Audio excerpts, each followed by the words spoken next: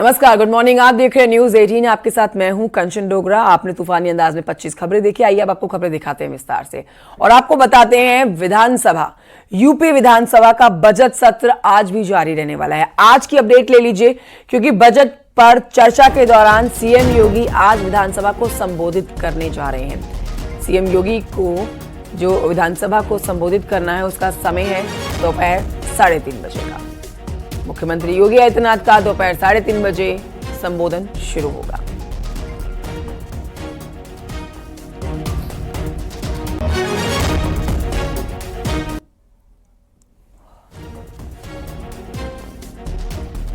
तो आज मुख्यमंत्री योगी आदित्यनाथ सदन में बोलेंगे और हर एक उस मुद्दे को उठाया जाएगा जो या तो सदन में विपक्ष की तरफ से सरकार को घेरने की कोशिश की है या वो प्रश्न जो विपक्ष की तरफ से सरकार के ऊपर किए गए हैं। तो आज मुख्यमंत्री योगी आदित्यनाथ का सदन को संबोधित करने का जो समय है दोपहर 3:30 बजे का, उसमें मुख्यमंत्री को सुनना हो जाएगा आज बहुत अहम।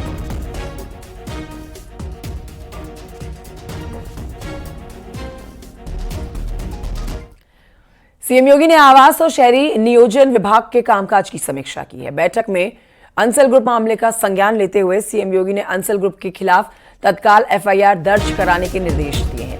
मुख्यमंत्री ने कहा है कि अंसल ग्रुप ने होम बायर्स के साथ धोखा किया, जिसे सरकार बर्दाश्त नहीं करेगी। मुख्यमंत्री ने कहा कि बायर्स के हित हर हाल में सुरक्षित होने चाहिए और इस मामले में दोषियों के खिलाफ कठोरतम कार्रवाई होनी चाहिए। सीएम योगी ने कंपनी के सभी जिम्मेदार अधिकारियों के खिलाफ एक्शन लेने के निर्देश दे दिए हैं। उन्होंने कहा है कि कार्रवाई के लिए विशेष टीम बनाई जाए।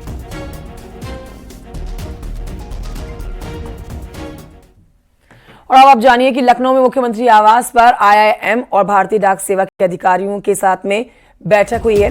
मुख्यमंत्री योगी आदित्यनाथ अध्यक्षता कर रहे थे इस बैठक की, जहां पर महाकुंभ के सफल आयोजन को लेकर चर्चा करते हुए मुख्यमंत्री योगी आदित्यनाथ ने जो प्लान यूपी सरकार ने तैयार किया था महाकुंभ को सफल बनाने को लेकर, उसकी तारीफ की है। साथ ही उन्होंने अधिकारियों को निर्देश दिए कि उसकी पूरी जानकारी लोगों तक पहुंचाई जाए। सीएम योगी ने महाकुंभ के सफल आयोजन पर खुशी जाहिर की है। महाकुंभ में तैनात सभी अधिकारियों और कर्मचारियों का उन्होंने आभार जताया है। सीएम योगी ने महाकुंभ में हुई भगदड़ का भी जिक्र किया और अखाड़ों के तरफ से भी उन्होंने जो सहयोग मिला उसकी तारीफ की, आभार जताया अखाड़ों का। स्नान प्रातः 4 बजे से होना था, लेकिन स्टैम्पेड की घटना के बाद सभी अखाड़े तैयार थे, लेकिन मैंने 3 बजे प्रातः उनसे अनुरोध किया कि स्नान को कुछ देर आपको स्थगित करना पड़ेगा क्योंकि एक घटना घटित हुई है। घटना पैनिक न हो इसलिए हमने उसको हॉस्पिटल तो लोगों को पहुंचाया, उनके उपचार भी करवाए, कुछ लोगों की दुखद मौत भी हुई, लेकिन हमने इसको बहुत हाईलाइट नहीं होने दिया पहले, क्योंकि घटना पैनिक न हो। क्योंकि हमारे पास उस समय 8 करोड़ लोग, 8 करोड़ श्रद्धालु और संत उस समय प्रयागराज में मौजूद थे, मेला क्षेत्र में, प्रयागराज सिटी में। इस प्रकार की घटना की पुनरावृत्ति न हो इसके लिए फिर यहाँ से स्वयं हम लोगों ने कंट्रोल करना प्रारंभ किया। अधिकारीगण मौके पे मौजूद थे, इन चीज़ों को हम लोग लगातार उन चीज़ों को करने लग गए और फिर उनका स्नान, चूँकि मुहूर्त 29 को पूरे दिन भर था, तो फिर दोपहर 12 बजे तक उनको लिए संगम नोच खाली करवा करके वहाँ पे उनके स्नान की तैयारी की गई और फिर 3 बजे से 2-2:30 बजे से उनका स्नान प्रारंभ हुआ 13 के 13 अखाड़ों का और अन्य संतों का। एक प्रेशर संतों का स्नान करने का था, दूसरा श्रद्धालु सकुशल स्नान करके निकल भी सके, यह एक आयोजन था। बढ़ते हैं आगे, आपको बताते हैं कि संभल जामा मस्जिद मामले में दायर याचिका पर सुप्रीम कोर्ट आज सुनवाई करने जा रहा है। उत्तर प्रदेश सरकार ने सुप्रीम कोर्ट में स्टेटस रिपोर्ट दाखिल की है। स्टेटस रिपोर्ट में कहा गया है कि सरकारी जमीन पर मस्जिद बनी हुई है। इस स्टेटस रिपोर्ट में यह भी कहा गया है कि कुआं सार्वजनिक जमीन पर है, मस्जिद से इसका कोई संबंध नहीं है। सरकार ने यह बताया है कि विवादित धार्मिक स्थल खुद भी सरकारी जमीन पर है। मस्जिद कमेटी ने गलत फोटो पेश करके अदालत को गुमराह करने की कोशिश की है। सरकार ने मस्जिद इंतजामिया कमेटी के उस दावे को खारिज कर दिया है जिसमें कुएं को मस्जिद की प्रॉपर्टी बताया गया था।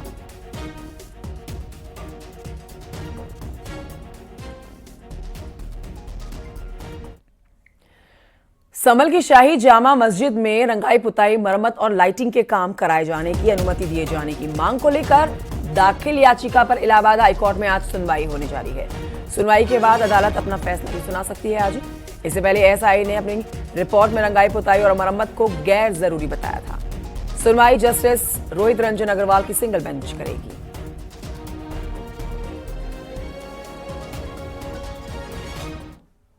और आइए बात करते हैं आकाश आनंद की, जिस आकाश आनंद को मायावती ने अपना उत्तराधिकारी तक बना दिया था।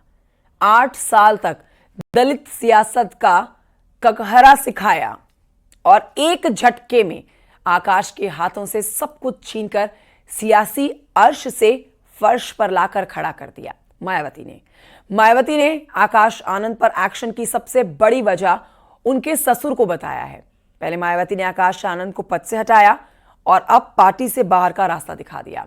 आखिर आकाश आनंद पर क्यों आग बबूला हो गई है मायावती, इस पर दिखाते हैं आपको ये स्पेशल रिपोर्ट।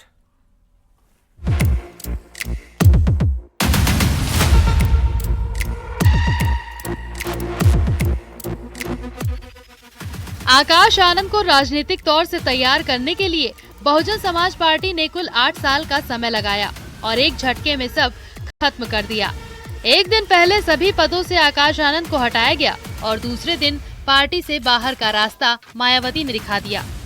मायावती ने पोस्ट कर लिखा कि आकाश आनंद को पार्टी हित से अधिक पार्टी से निष्कासित अपने ससुर अशोक सिद्धार्थ के प्रभाव में लगातार बने रहने के कारण नेशनल कोऑर्डिनेटर समेत सभी जिम्मेदारियों से मुक्त कर दिया गया था, जिसका उसे पश्चाताप करके अपनी परिपक्वता दिखानी थी।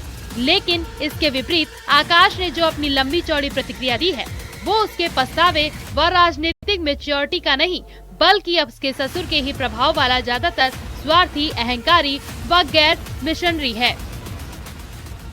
मायावती ने जब आकाश आनंद को पद से हटाया था तब भी उनके ससुर अशोक सिद्धार्थ का जिक्र किया था और अब पार्टी से निकालने के दौरान भी मायावती ने आकाश आनंद के ससुर का जिक्र किया। दरअसल मायावती पहले ही अशोक सिद्धार्थ को पार्टी को तोड़ने के आरोप में बीएसपी से बाहर कर चुकी हैं और अब आकाश आनंद को बाहर का रास्ता दिखा दिया है।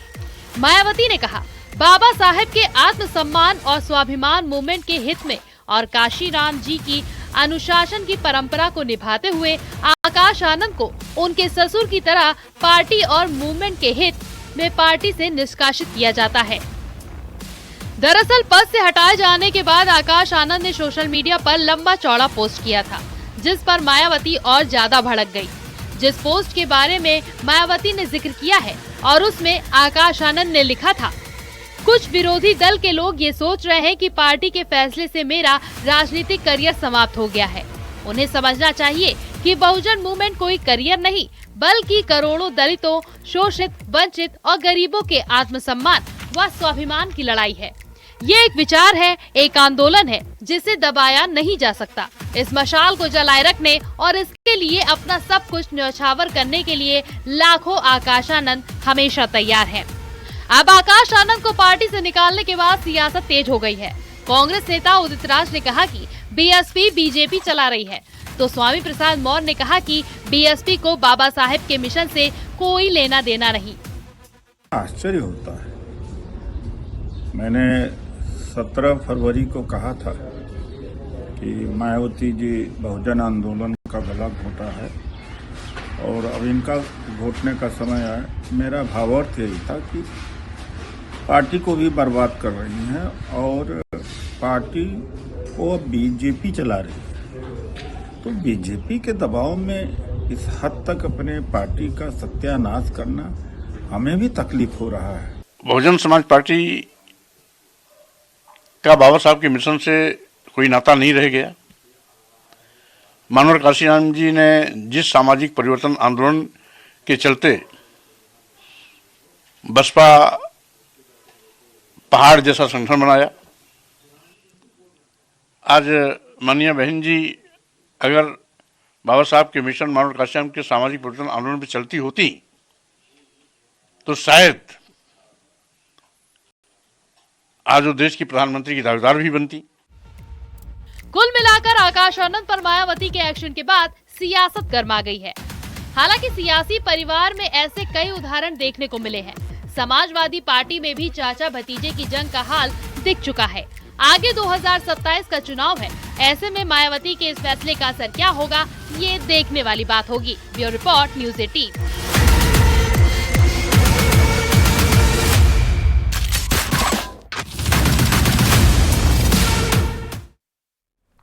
तो उधर बीजेपी दलित वोट को साधने के लिए एक नया प्लान तैयार किया है, जिसके तहत बीजेपी दलित बस्ती संपर्क अभियान चलाने जा रही है, जिसमें बीजेपी के बड़े नेता और दलित बिरादरी के मंत्री सांसद जमीन पर उतरेंगे। दलितों को साधने के लिए बीजेपी इस बार सबसे बड़ा जिलाध्यक्ष भी दलित समाज से बनाने जा रही है।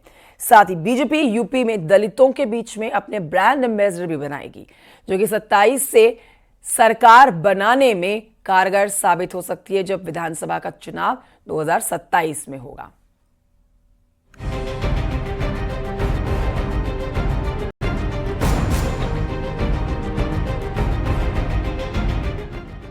दो 2027 की चुनावी तैयारी में जुटी बीजेपी हर वर्ग को साधने में जुटी है, लेकिन इस वक्त फोकस दलित वोट बैंक पर है। इसके लिए बीजेपी दलित बस्ती संपर्क अभियान चलाने जा रही है। इसमें बीजेपी के बड़े नेता और दलित बिरादरी के मंत्री सांसद जमीन पर उतरेंगे।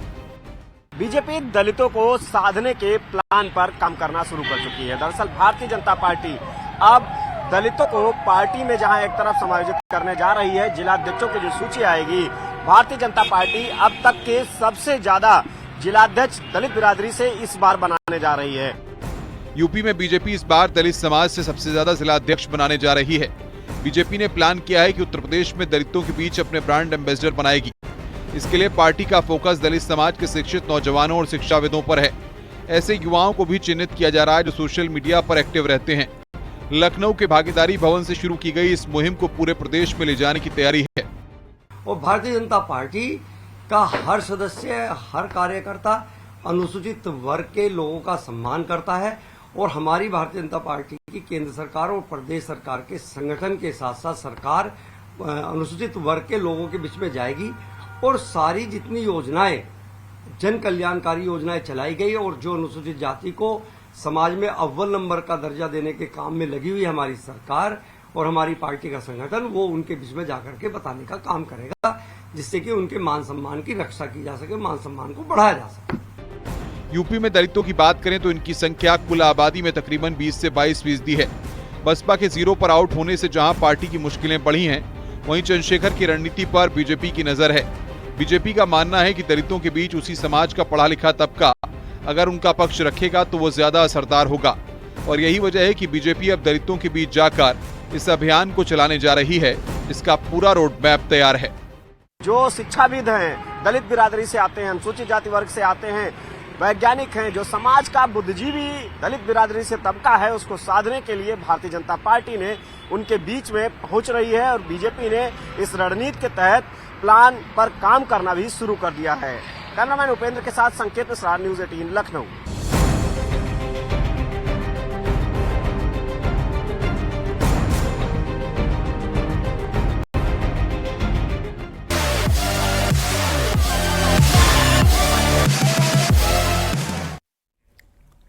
और ये बात करते हैं आज के महामुकाबले की। आज भारत और ऑस्ट्रेलिया के बीच में चैंपियंस ट्रॉफी का पहला सेमीफाइनल मैच होने जा रहा है। दुबई इंटरनेशनल क्रिकेट स्टेडियम में ये मैच आज खेला जाएगा और इस मैच को लेकर क्रिकेट फैंस काफी उत्साहित हैं। भारत की जीत की दुआएं की जा रही हैं क्योंकि आज का मैच जीतने के बाद सीधे फाइनल में एंट्री होगी, फाइनल मैच खेला जाएगा। भारत और ऑस्ट्रेलिया के बीच का मुकाबला हमेशा ही बहुत ही रोमांचक रहता है। आज की जीत निर्भर करेगी अच्छी गेंदबाजी और अच्छी बल्लेबाजी दोनों पर। कौन सी टीम जीतती है ये कहना अभी जल्दबाजी होगा, लेकिन टीम इंडिया जीते ये हर भारतीय की दुआ है। और आज इसी के लिए देखिए जगह जगह पर पूजा अर्चना की जा रही है। सुबह से ही हवन पूजन भी कराया जा रहा है क्योंकि आज भारत और ऑस्ट्रेलिया का मैच है।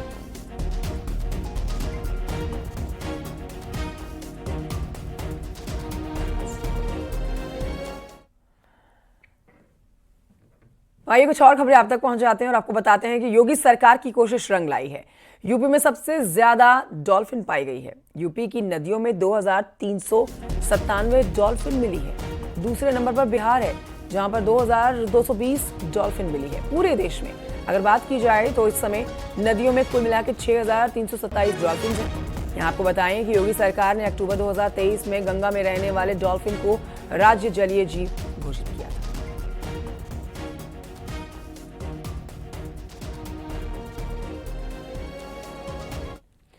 उधर सुल्तानपुर के बल्दीराय थाना क्षेत्र में दर्दनाक सड़क हादसा हो गया। दो बाइकों की आमने सामने की टक्कर हुई है। 2 लोगों की मौत की पुष्टि कर दी गई है। एक युवक घायल है, जिसे अस्पताल में भर्ती कराया गया है।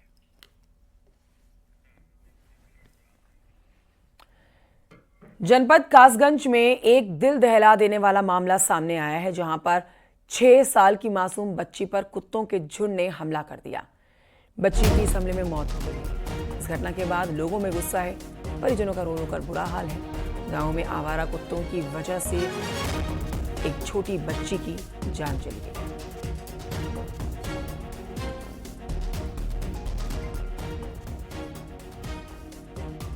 संज्ञान में ये आया था कि ये जो कुत्ते हैं, आवारा कुत्ते जो मांस खाते हैं, गोरापुल पे दुकान है, वहाँ से आ गए थे। तो इस बच्ची को इन्होंने घेर लिया था।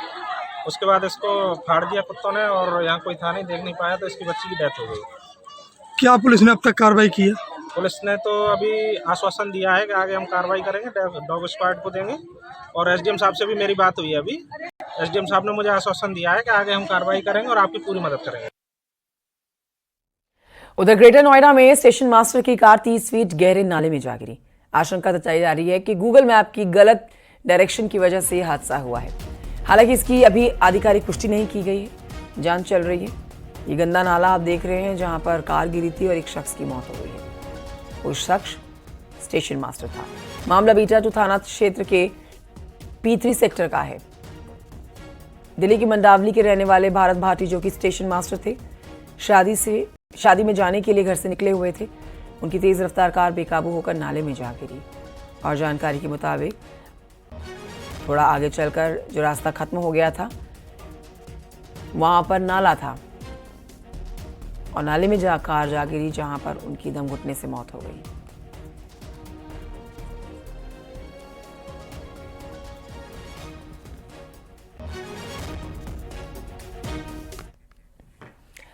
और इन्हीं खबरों के साथ वक्त एक छोटे से ब्रेक का है। कहीं मत जाइए, हम लौट रहे हैं पहाड़ की खबरों के साथ।